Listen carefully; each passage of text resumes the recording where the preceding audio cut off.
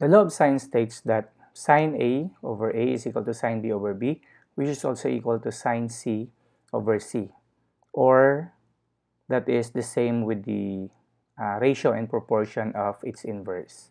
Now, this law of sines can be applied if the given triangle is ASA, or if the given is angle, side, and angle. So like this one, for example, in this given triangle, angle A is 30 degrees, angle side C is 10 units, then angle B is 70 degrees. So in this case, if this is the situation, this can be solved by using law of sines.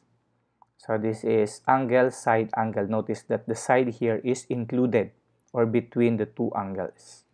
Or the other situation is AAS or SAA. So this is angle, angle, side. So if one triangle has a given angle, another angle is known, and a side which is excluded or not between the two angles like this.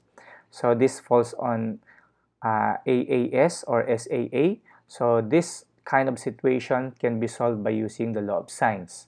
So the remaining parts of the triangles can be solved.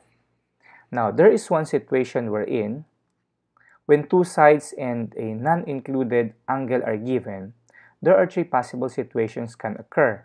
One of it is no such triangle exists. Sometimes one such triangle exists, or two distinct triangles may satisfy the conditions. And this situation is the SSA, or if the given or if the known parts of the triangles are side-side angle or angle side-side.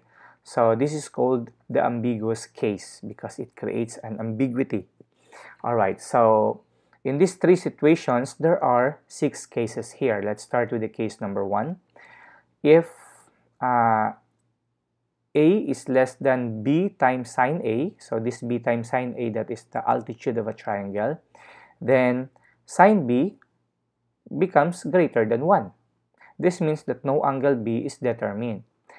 Hence, no triangle is formed and there is no solution. And this is how it looks like. So if this A here is less than the B sine A, so that B sine A, that is the altitude. So if this A is smaller compared to the altitude, then from the figure, we can say that there is no triangle that can be formed. So therefore, this situation falls on situation number 1. Now, what if this side A is the same with the altitude? So this falls on case number 2.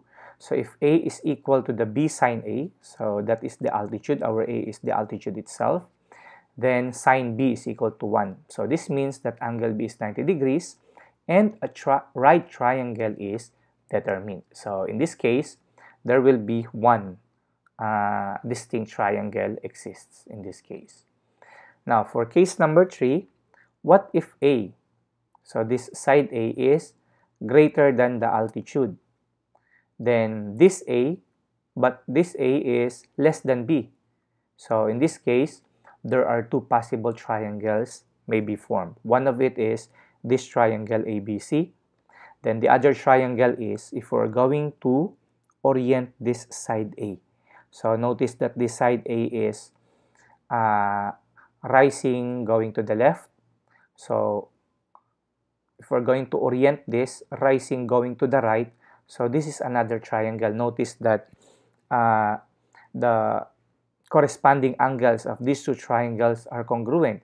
So if angle A is congruent to angle A, side B is congruent to side B, side A is congruent to side A, this situation forms 2 possible triangles. So the corresponding parts are congruent, but this gives 2 distinct triangles. So this falls on situation number 3.